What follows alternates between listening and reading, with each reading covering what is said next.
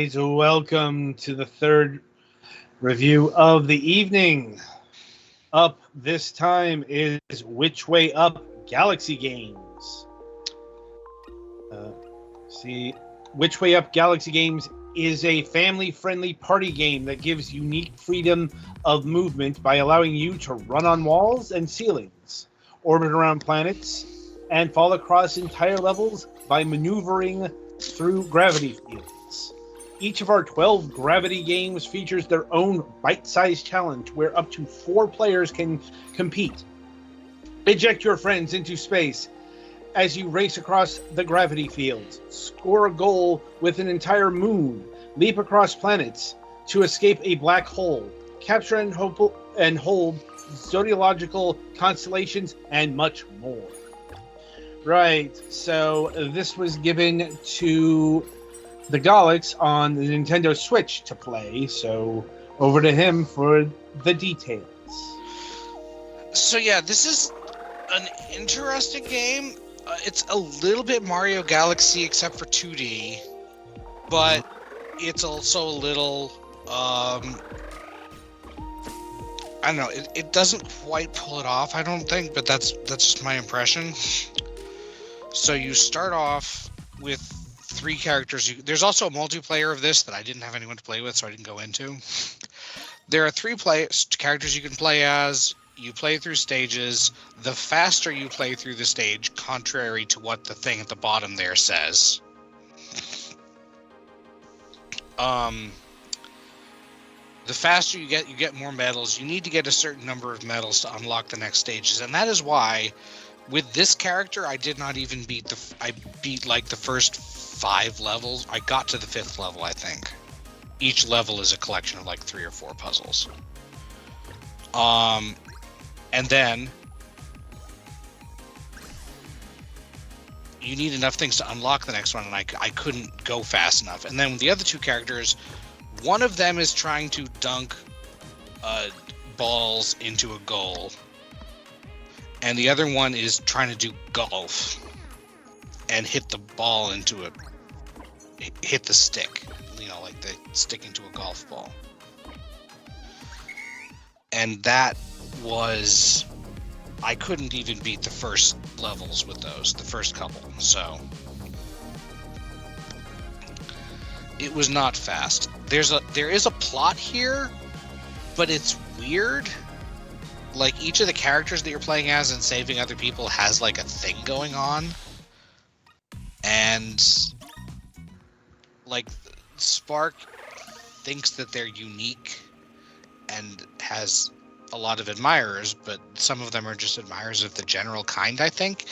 And it seems like some of these guys you unlock might be later playable characters, or that you save, but you don't unlock them just by getting through the thing.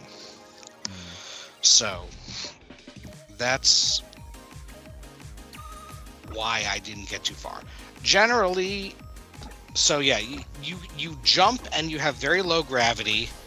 You also have a short-range burst that can also change your momentum in midair.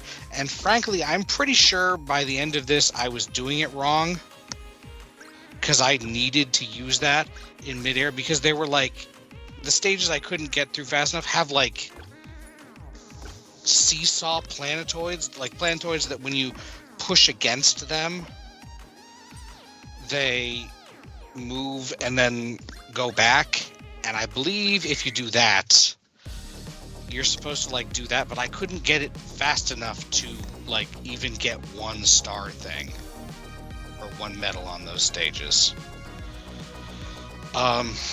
So yeah, that is the general gameplay thing. It does introduce new gimmicks as you go along, which are interesting, but I honestly found the controls, like, you're supposed to point with the analog stick in midair to control your trajectory some, but that's limited, and also in some of the stages there are things that prevent you from doing that.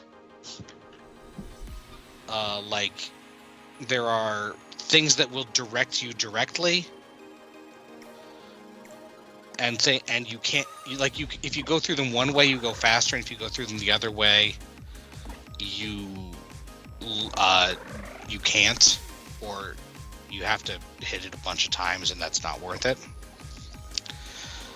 So yeah, that is the general gameplay thing. Like I said, I did not get very far in this game because I couldn't do well enough. It's a fast thing, and I couldn't do it fast enough. I do think the idea is cool, but I'm not so sure about the implementation.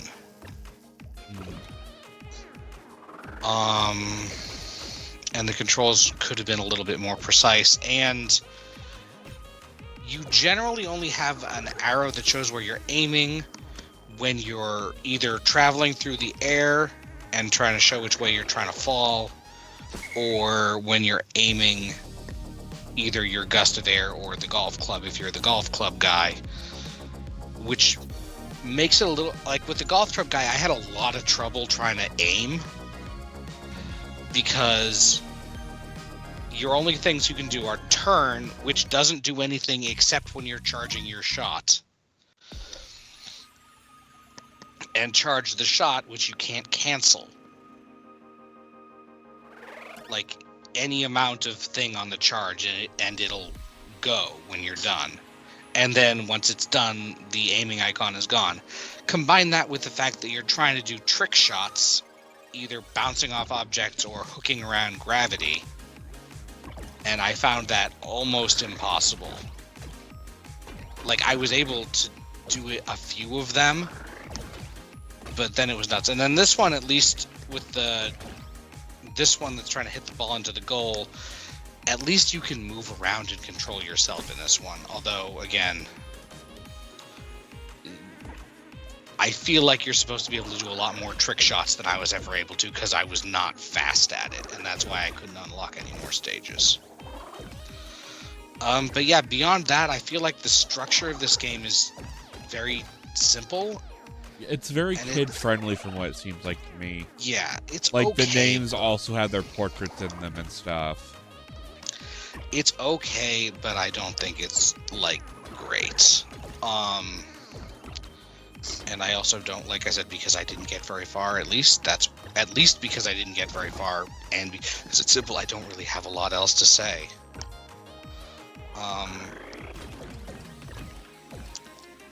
So how much are they charging for this? I thought that it was free, but that was the demo, I guess. Yeah. Like, no, they're charging quite a bit of money for this. Like, $15. Okay, this is like a $5 game to me. Unless there's a lot more of it, and even if there's a lot more of it,